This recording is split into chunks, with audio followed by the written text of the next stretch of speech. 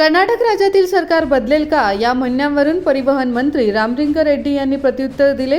राज्यातील सरकार बदलणार नसून केंद्रात भाजपचे सरकार येणार असे दिसत नाही आणि सरकार नक्की बदलेल असे त्यांनी सांगितले आहे। बेळगाव शहरात पत्रकारांशी संवाद साधताना ते म्हणाले 4 जूनला निकाल समोर येणार आहे, त्यानंतर कर्नाटकात काँग्रेस, भाजप आणि जेडीएसला किती जागा मिळणार हे स्पष्ट होईल। आरोप प्रत्यारोप ನಿಮ್ಮ ಸರ್ಕಾರ ಭಾಳ ದಿನ ಉಳಿಯಲ್ಲ ಅಂತ ಹೇಳಿ ಬಿಜೆಪಿ ಮೇಲೆ ಆರೋಪ ಮಾಡ್ತಾರೆ। ಹೇಳ್ದವರು ಹಗಲು ಕನಸು ಕಾಣ್ತಾ ಇದ್ದಾರೆ। ಹಗಲು ಕನಸು ಕಂಡವ್ರಿಗೆ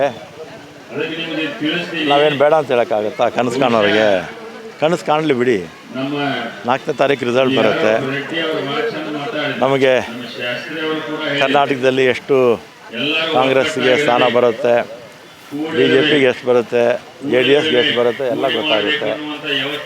ಅವರು ಸಿಂಗಲ್ ಡಿಜಿಟೇ, JDS BJP ಸೇರಿ ಸಿಂಗಲ್ ಡಿಜಿಟ್ ಅಷ್ಟೇ। ದೇಶದಲ್ಲೂ ಕೂಡ ಇವರಿಗೇನು BJP ಸರ್ಕಾರ ಬರೋ ಹಾಗೆ ಕಾಣಿಸ್ತಿಲ್ಲ, ಅಲ್ಲೂ ಕೂಡ ಬದಲಾವಣೆ ಆಗುತ್ತೆ। ಇಲ್ಲಿ ನಮ್ಮ ಸರ್ಕಾರನೇ ಮುಂದುವರಿಯುತ್ತೆ। ಪಾಪ ಹಗಲು ಕನಸು ಕಾಣ್ತಾ ಇದ್ದಾರೆ, ಕಾಣ್ತೀವಿ।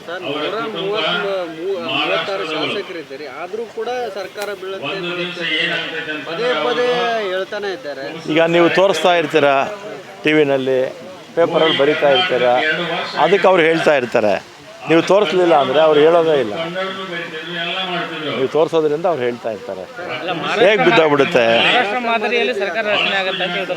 ಹೇಳ್ತಾರೆ ಅವ್ರು ಹೇಳೋ ಮಾತಿಗೆ ಯಾಕೆ ಬೆಲೆ ಕೊಡ್ತೀರಾ?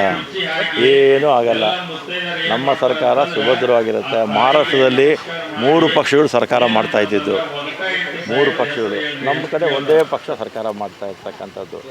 ನಮ್ಮಲ್ಲೆಲ್ಲ ಒಗ್ಗಟ್ಟಿದೆ। ಇನ್ನು ಈ ಚುನಾವಣೆ ಆದಮೇಲೆ ಅವ್ರ ಪಕ್ಷದಲ್ಲಿ ಎಷ್ಟು ಜನ ಇರ್ತಾರೋ ಏನೋ ಅವ್ರು ನೋಡ್ಕೋಬೇಕಷ್ಟೇ। ಚುನಾವಣೆ ಆದಮೇಲೆ ಅವ್ರ पक्षದಲ್ಲಿ ಎಷ್ಟು ಜನ पक्षांतर ಮಾಡ್ತಾರೋ ಅವ್ರು बंदोबस्त ಮಾಡ್ಕೊಳ್ಳಿ। आमच्याकडे एकाच पक्षाचे सरकार असून आमच्यात एकजूट आहे। निवडणुकीनंतर आपल्या पक्षात किती लोक असतील ते पाहावे असे आवाहन त्यांनी केले आहे। संकल्प शिंदे, कन्नडम्मा न्यूज नेटवर्क, बेळगावी।